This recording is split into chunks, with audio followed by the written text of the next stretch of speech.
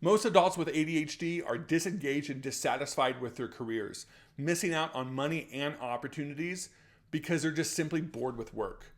We're going to be discussing 4 strategies to keep your job interesting, how to stop fighting your brain, and how to start working with it. Game designers know something that your boss doesn't, and today I'm going to show you how that knowledge can change your career. We're going to talk about the ADHD brain and how it's wired, why boring jobs are actually toxic for you, and how to find work that keeps you engaged, energized, and yes, maybe even excited. Here's the thing to understand. ADHD brains are interest-based systems, not important-based ones. That means while the neurotypical people might feel motivated by deadlines or duties or this strong sense of responsibility, people with ADHD just often don't. Instead, our nervous system responds to what's interesting, enjoyable, novel, exciting. And so while the neurotypical person might say, hey, this task is important, you should do it, or if you thought it was important, you would actually be doing it, you might say, hey, I know this is important. I know I should pay my taxes. I know I should search for my job, but I still just can't make myself care. And this interest-driven curiosity is fueled by dopamine, which is sometimes called the motivational molecule. And it's not just about feeling good. It's the neurochemical that helps us want to act, right? It plays a huge role in attention, learning, memory, and yes, even motivation. And in ADHD brains, the dopamine system is dysregulated. We don't produce or sustain dopamine at the levels the way someone who's maybe neurotypical brain does.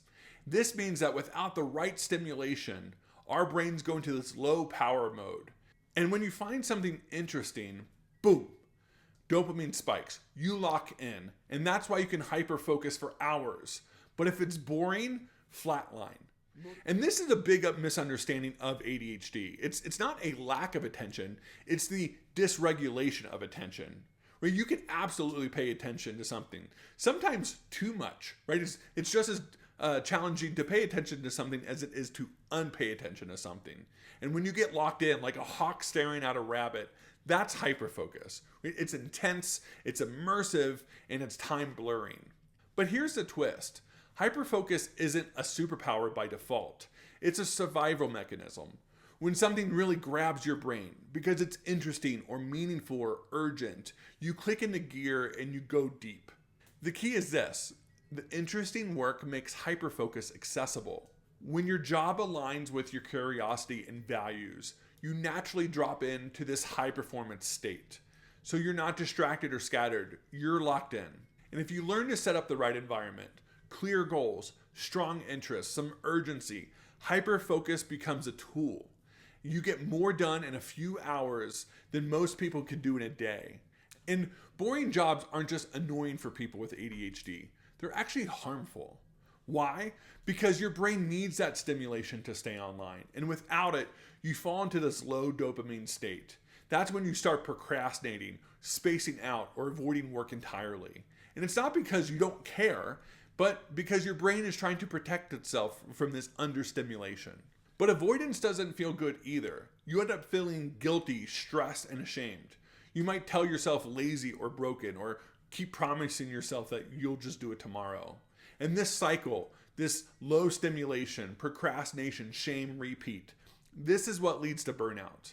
It's not from overwork, but from spending all of your energy forcing yourself to do work that doesn't align with how you function best, right? It's sort of like pressing the gas with all of the hopes and wishes and ideas and aspirations that you have for work. It's all the stuff that you're supposed to do and the stress, but it's also that break. It's this frustration, this lack of productivity, this lack of movement. And that gas with the wheel spinning and the lack of movement, that's where we start to get into this cycle of burnout.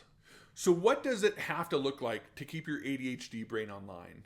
I call it NECU Model, which is novelty, engagement, challenge, and urgency.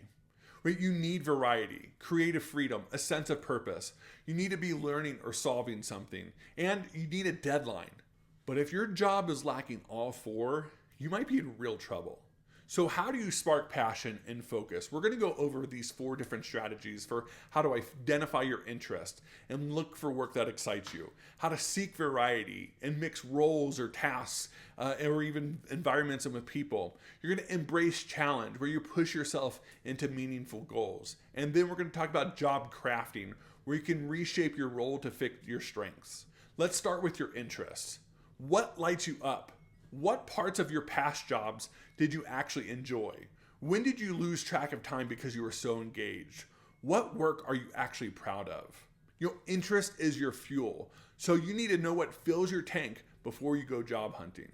And if every day looks the same, it's like eating dry toast for every meal. I mean, you'll survive, but you certainly won't thrive. And here's why novelty matters. Evolutionary speaking, our ancient ancestors had to constantly scan for new stimuli, right? New threats, new food sources, new social cues. And this craving for novelty has really helped us survive. That's the same brain that still lives inside you.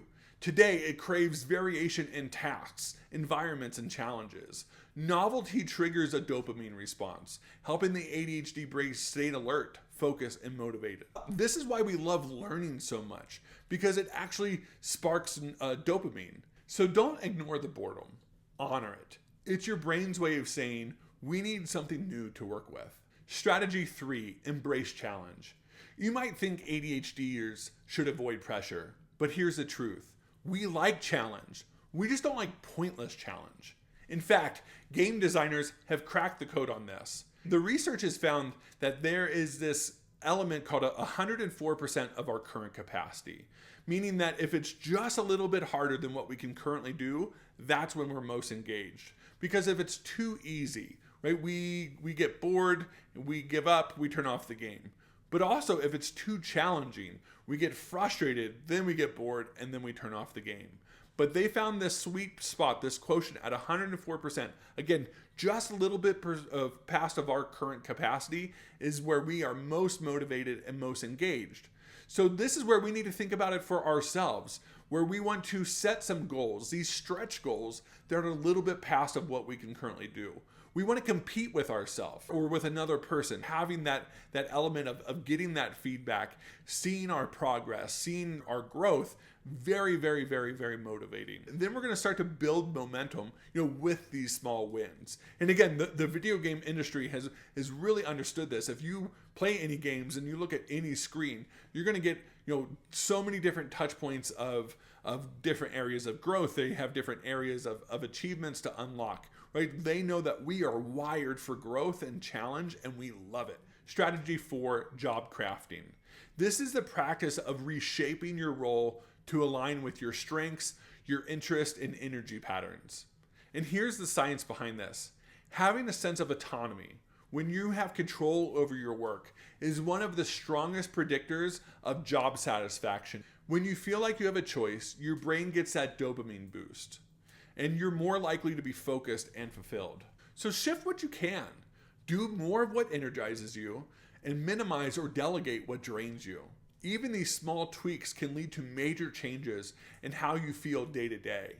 And if your current role doesn't allow for that, because you've tried everything and it's just not working, sometimes you just need a new path. If you're stuck in a job that just goes against everything we talked about, it might be time to consider a change.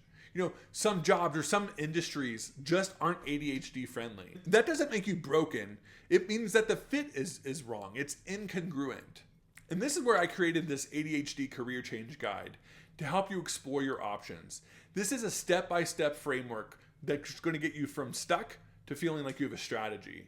And you can grab it on my website or in the show notes. And I just want to encourage you. You are not broken. You are just wired differently. And that difference, it's not a flaw, it's a clue. Stop resisting your wiring. Tap into your drive. Harness your hyperfocus. Design a career that fits you instead of forcing yourself to fit into a broken system. So switch things up. Set goals. Challenge yourself. Collaborate. Get support. And above all, keep learning and growing.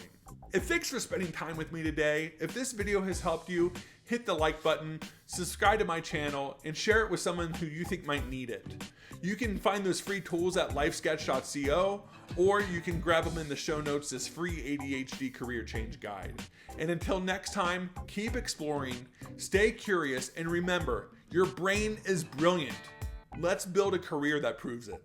See you next time.